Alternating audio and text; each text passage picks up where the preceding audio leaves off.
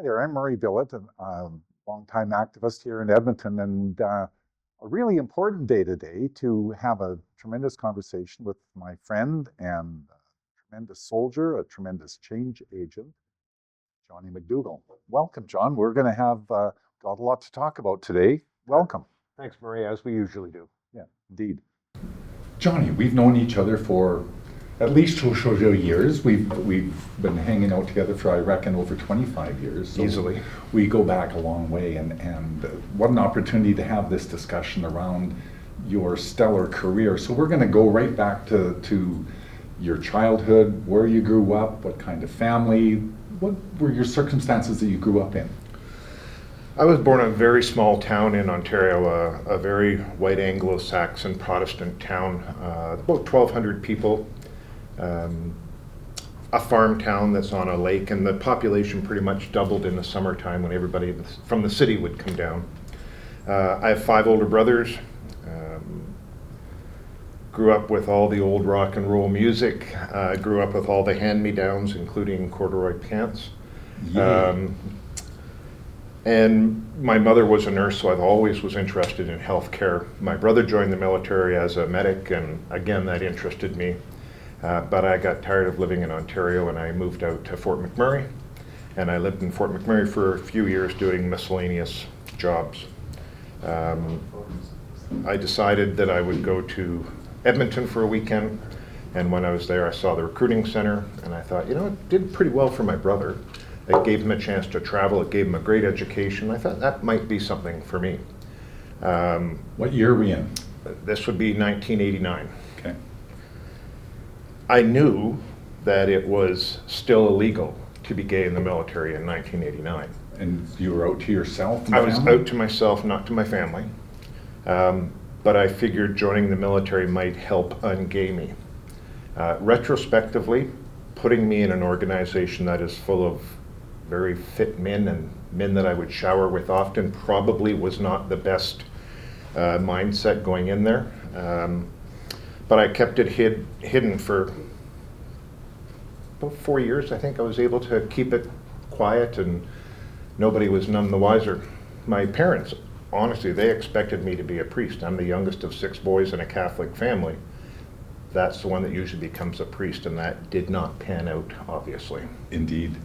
Now, what about schooling? When did you looked at the military in 1989? Is that essentially when your schooling started? Tell us a little bit about the education and how all that unfolded. So, I did the typical small town public school. I did high school. I did 2 years of college for nursing, and it wasn't exactly what I was looking for. So again, the military offered tremendous opportunities for education, not just from a medical perspective, but from leadership perspectives, and life skills were some of the courses they offered. So the military seemed to be the natural go-to for an education. In '89, you were out to yourself, not to your family. How did that evolve? At what point did you come out to your family as you joined the military, or how did that all unfold?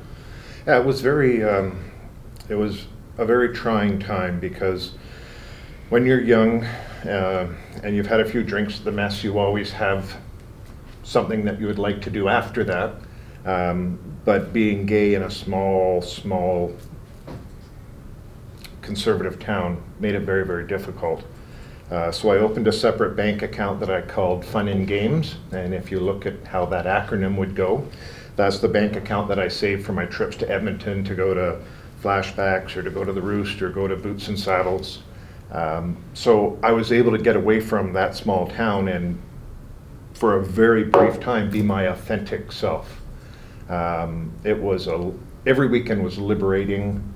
But Sunday was always a hard pill to swallow, because I have to go back and be straight John again. Stepping back in the closet, so to speak. Yeah.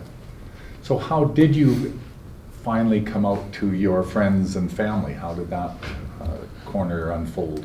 I'm very envious of people that have the opportunity to come out on their own terms, when they want, how they want, should they choose to want. I did not have that opportunity. I was talking earlier about going to the mess and having a few drinks. There, at the time, there was an opportunity for British soldiers to train in Canada. And we'd shoot some pool and have some drinks together, and you sort of wait to see what your gaydar does. And I thought my gaydar was on mark, and I asked one of the Brit soldiers to come over to the barracks for a beer. And as things evolved, he's like, "This is not what I'm looking for." So no worries, away he went. The next morning, the military police and the RCMP knocked on my door. I opened the door, they asked who I was, I gave them my name, and they said that I'm under arrest. And what year is that? I'd be 1993. Tell us about that process. What did that do to you? What did that make was it a turning point in your career? How did that impact you? It must have been draconian. I don't know that I've ever felt more lost in my life. My family didn't know, my friends didn't know. I just finished being awarded top soldier in the brigade. I had everything flowing so well for me, and now it's all going to come to a crashing halt. I did not know what to do. They took me to the military police jail. I had an opportunity to call a lawyer. The military has something called a judge advocate general. They are our legal counsel. I called them and said, "I've been arrested, I need your help." And he said, "Why were you arrested?" I said, "Because I'm gay." He said, "You better find someone else to help you," and hung up. Wow. So I've gone from being scared to being petrified. I do not know what is going to happen next. And they put me in a jail cell, the military jail cell, and the mindset of people at the time, I'm trying to be gracious because you can't always judge things yesterday on today's insights, so I think that was just the mindset at the time, but they were remarkably cruel when I'm sitting in the jail cell. Because this was a federal offense, the RCMP took me down to the RCMP barracks. The officer that took me down there was an ex-Royal Marine from the British military, so he's pretty big guy, pretty intimidating. I spent the night in cells there. My boss came to pick me up the next morning, and she had gone from my very best friend that when she was drunk at the mess, I'd pick her up and take her home, to now chastising me as an embarrassment. How could I do this to her? How could I do this to the military? How could I do this to the medical branch? It was this continuation of loss of direction, loss of who I am, loss of friends, potentially the loss of my career. It was, to say it was a spiral, I don't think does it justice. The base commander at the time said pretty much the same thing. I was an embarrassment and he didn't want me there. And he said that he was going to move me out of that camp. At the same time that this was evolving, the RCMP officer that arrested me kept calling me and leaving messages on my answering machine trying to hook up with me. So I'm trying to get that reconciled in my head, how all these things can come together, and in this cataclysmic collision of everything, the guy that arrested me is hitting on me. This still bothers me today that I can't get my head around that. When the base commander said that he was going to move me to a different base, he moved me down to a base in Calgary. That was an infantry battalion that he posted me to, and he said, "Don't worry, I'm going to send you to Calgary, but I've told them who you are and why you're coming there." So they were well informed. They were well informed. Johnny, just to go back a little bit, when you were arrested, can you talk about what they did when they arrested you and how they marched you out? We've talked about this and we've told this story many times, Yeah. but this again adds to the insult that they laid down and upon you. So obviously when they said I was under arrest, they put me in cuffs and put me in the back of the police car. The base that I was at was a training base for infantry soldiers, so there's probably 300 people that are training at one time. And they always form up in the morning for morning parade and morning inspection. Military police drove me up to the parking lot for the military police barracks and parked in the very far corner.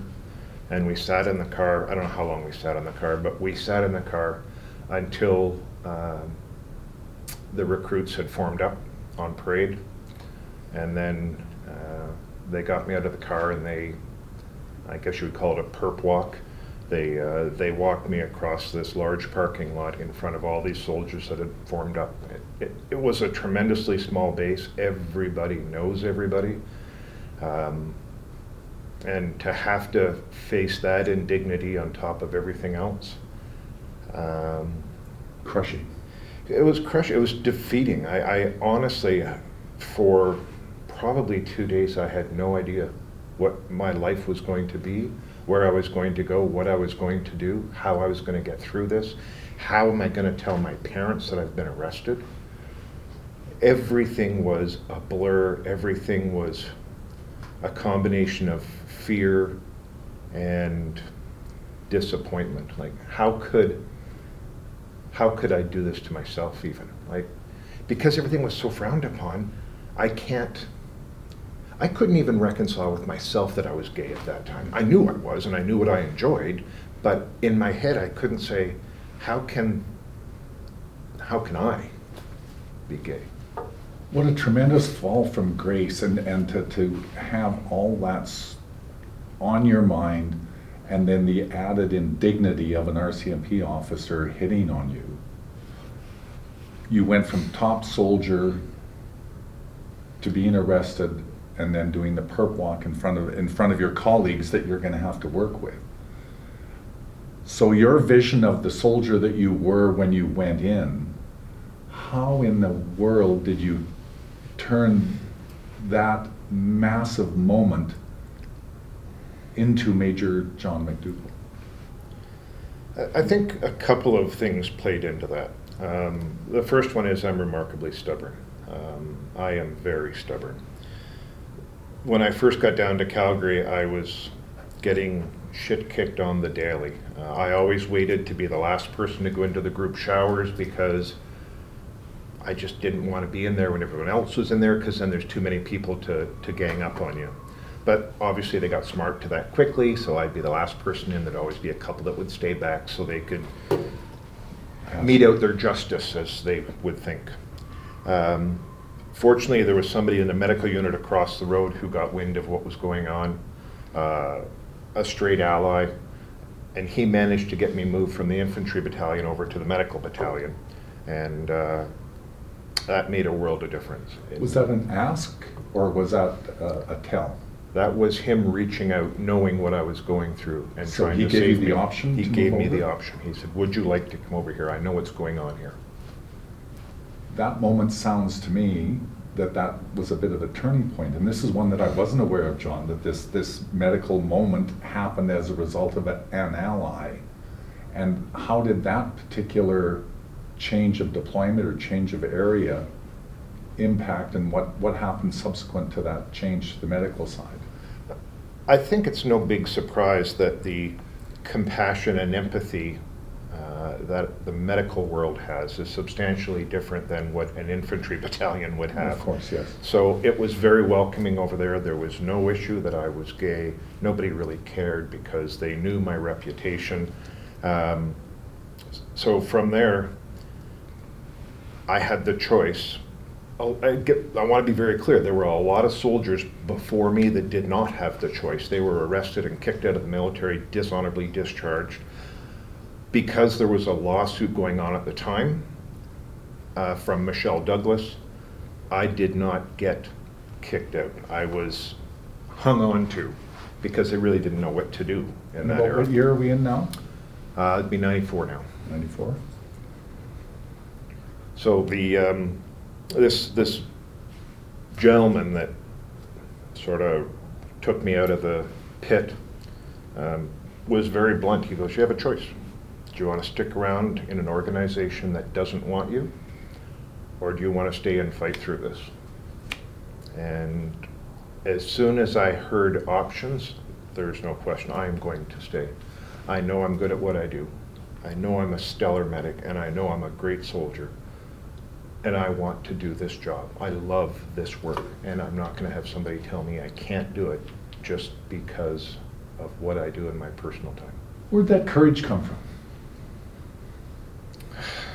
I would love to say it was from my father. I think there's probably a little bit of that from my father, but I think it comes with frustration. I think it comes with a fall from grace, and I think it comes from not wanting to be put down and pushed pushed around anymore. Like, I know that nobody should have to go through that. And if there's anything I can do to ensure that no other soldier has to face those indignities, I will do that. That's a pretty remarkable decision for a young soldier in the mid-90s to stay and decide to take on the system and have that level of confidence. I don't know about confidence. I don't know about confidence. I think, again, I think the majority of that was frustration. Like, my mind still wasn't quite sorted on where I was, Yeah. but I know I didn't want to leave something that I love so much. Tell me who was around you during those years that you were relying on or speaking with that helped you navigate those difficult times? From the community, no one. I was Family? still fairly new to Calgary. I had one brother that I lied my face off to. Hooked up with 2 chicks last night. And he's like, oh, that's all right, brother, well done, good soldier. And when I finally told him, he became the best ally I could ask for. He checked in on me. He asked me if I was seeing anybody. He was asking me if I'm still going out. Am I hiding in my apartment? He became, and is still to this day, one of my best allies ever. Those early days, navigating those difficult times, you met a fellow by the name of David. What year did that take place? Oh my gosh, I'm gonna get in trouble if I get this wrong. Yes, you will. We met in 1995, just before I went on an overseas tour. So I'm going to be very candid here. David had a boyfriend at the time, and I used to own a pool table in the downstairs bar in Calgary. Nobody could beat me on the pool table, and if anybody wanted to play the pool table, they had to beat me first. And David and his boyfriend at the time came in, and I was very interested in his boyfriend. And David seemed to like my ass. Perfect. Yeah, so it was an interesting dichotomy that sort of evolved from that, and by the end of the night we'd actually become pretty good friends. They were both struggling students. They invited me over for dinner, and they actually served hamburger helper because that's all they could afford.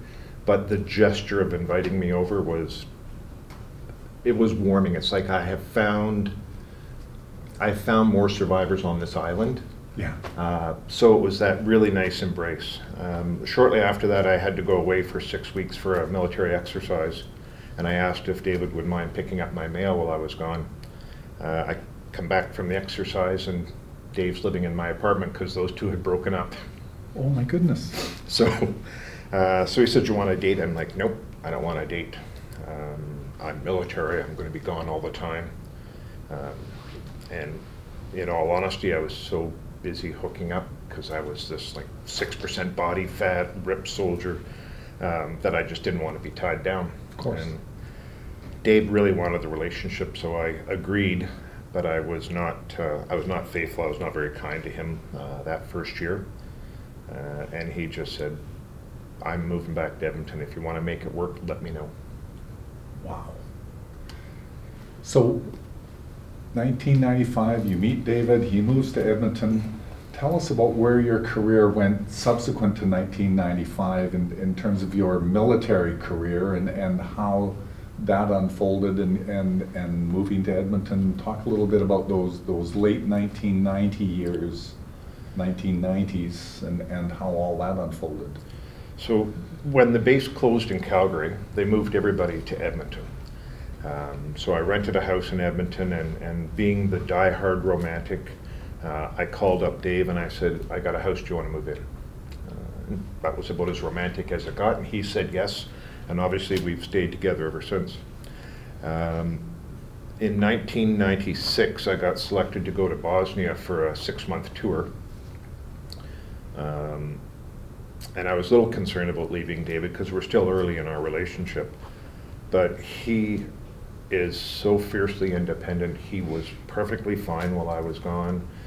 We had an opportunity to have a trip paid for, so we went on a trip together, came back, and it was very difficult after I got back. A lot of my tour was working mass graves.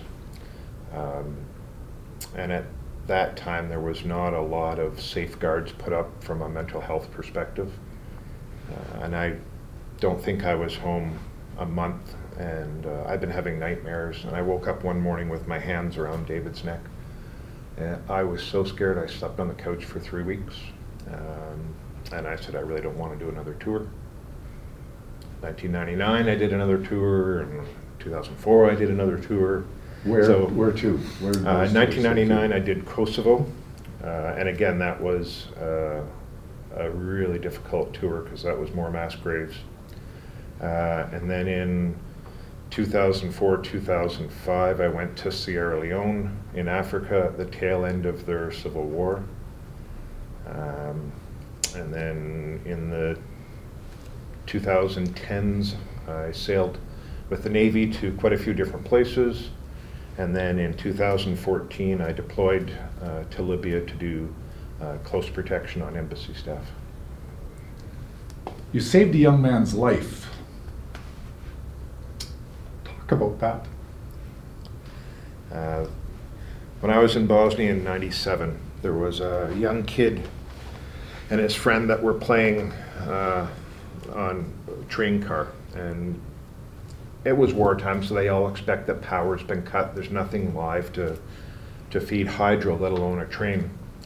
And as he's playing on this train, his head touches the overhead wires. And it was live. He took 30,000 volts. And this kid was how old? He was 15. It blew him back, exploded his down vest, and his feet got hooked on the top rail of the car, so he's hanging upside down. His friend comes running down to where we were stationed, asking for help. By the time we get there, all I can see is this kid hanging upside down, feathers everywhere. And I can see he's got some fairly significant burns. My first concern was we've got to make sure we can get power cut before we go near the kid. Unfortunately, his foot slipped and he fell to the ground, so it negated that concern.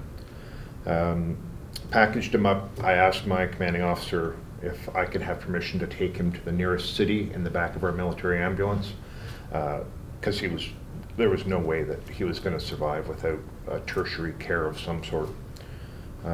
So I got the authorization and we sent him off to a city called Bihać. And he stayed there for weeks and weeks. His mother came over to see us, and she had said that her first son had died in the war, and this was the only son that she had left.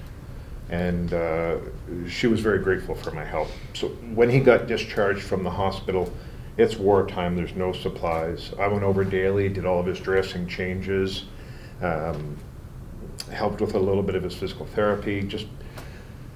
He's a good kid. Like, he's just a really solid, good kid, and I just wanted to make sure that I could do what I could while I was there, because we're only there for 6 months, and there's no follow-up on what happens once you leave the country, because it's just a cycle of new people going in. So let's fast forward how many years? Then suddenly you find... Quite a few years. Had to be probably 12 or 15 years later, he finds me on Facebook. I get this friend request, and I'm like, oh yeah, spam, because there's no way he's going to reach out to me. And it turned out it was him, and he wanted to check in and see how I was doing. he was doing remarkably well. He was working at the UN at the time he reached out. He was married. He had his first child. It was a terrific reunion electronically. Beautiful moment. And to see him so happy and to see that he's thriving and that he's, just this amazing human that he was all those years ago. John, how did you move from that young soldier to a physician's assistant? Talk a little bit about some of the areas that you worked in and how your career grew in a very significant way, and some of the cross-training you have as a physician's assistant. I mean, I think I'm probably one of the most fortunate people in the military. I had the best training. I had the best opportunities. I was posted to Air Force bases. I was posted to Army bases. I sailed with the Navy. So I got to learn the intricacies of each of those elements. But on top of that, medical care in each of those elements is significantly different. So I had done all the medical assistant, medical technician, paramedic, whatever you want to call it. I'd maxed out all of that training. You actually worked on as an EMT for a while as well. I worked, when it was Edmonton EMS, I worked for EMS here in the city, and it was, again, a terrific job. I was probably doing 85 hours a week, but I just loved that work so much that I put in every hour I could. When I maxed out the medical training I could do, an opportunity to be a physician assistant came up. So I accepted that in a flash. I accepted that. It was 1 year didactic and then 1 year of going to 13 different hospitals to learn everything from general surgery to trauma to burns to sports medicine, orthopedics. We did the entire gamut. And that was a terrific course. I would do that all over again if I could. But that opened up new opportunities too. That allowed me to do a basic diving medicine course. So people that scuba dive, it gives me the medical skills to be able to assess them if they get bent, if they have an injury, or how to do an assessment on them to make sure they're fit to go diving. And then that followed with advanced diving, which is where I had an incredible opportunity to work in a recompression chamber. So if somebody got the bends, I could be there to treat them and go through all the treatment routines with them. Then I got sent back to the Air Force, so I did my aviation medicine. And that wasn't enough, so I applied to University of Nebraska's Medical Center to do my master's, and I did my master's in hyperbaric medicine and emergency medicine. So again, I think I'm probably the luckiest guy in the entire military to get to have all of those opportunities. So in terms of scope of practice, explain what is a physician's assistant, because not everybody knows about them. It's actually now becoming a very prominent part of the medical care system. Just a quick snapshot on a PA. So physician assistant started in the States during the Vietnam War. And a physician assistant's scope of practice is limited by his physician's scope of practice. So I work under the physician's license, and I can do everything that I've been trained to do under his license. Some of the work is independent. If the physician does not know how to do a certain skill set, then I can't do it because he hasn't the ability to supervise me doing that. So it's a medical model versus a nursing model that nurses and nurse practitioners are trained under. They all work very well together in healthcare, and I think the nursing and PA piece of it are critical to what we need in healthcare right now. But here's a good example of what we can and can't do. I had deployed a couple of times overseas, and I had a new physician who was going on another tour with me. And I said, okay, yeah, and I can do chest tubes, I can do needle decompressions. He goes, I've never done a chest tube, so I can't supervise him. So I taught the physician how to do a chest tube so that he has the knowledge to supervise me doing the chest tube.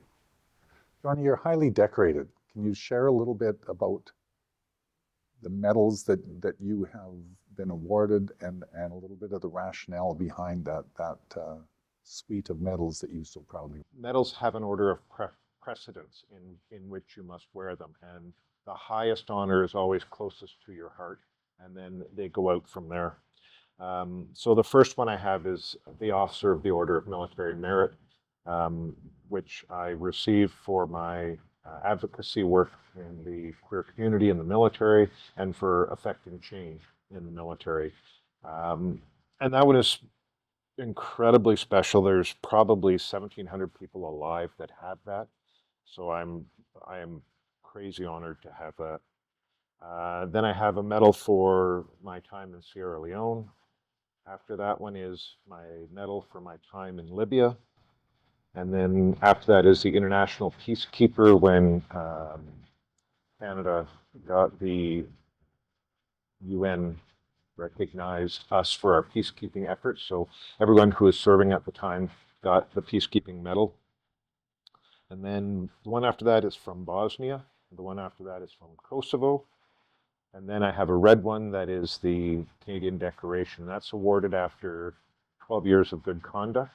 And then every 10 years after that, you have a bar. So I have 2 bars, which gives me 32 years good service. And then most recently, I was awarded the King's Platinum Jubilee. Such proud moments, each and every one of them.